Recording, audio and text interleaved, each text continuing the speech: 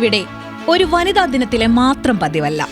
ജീവനക്കാരിൽ പകുതിയിലേറെയും വനിതകളായ മാധ്യമ സ്ഥാപനം.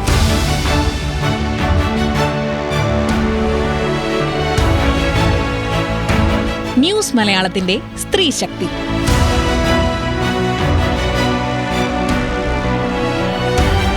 വാർത്താ പ്രവർത്തനത്തിൽ മാത്രമല്ല, സകല വാർത്തയിലും ഞങ്ങൾ ഒരു സ്ത്രീപക്ഷം കാണുന്നു.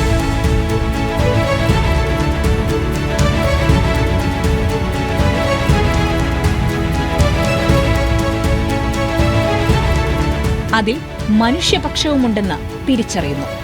ന്യൂസ് മലയാളം എന്നും വനിതകളുടെ ശക്തിക്കും സ്വപ്നങ്ങൾക്കുമൊപ്പം.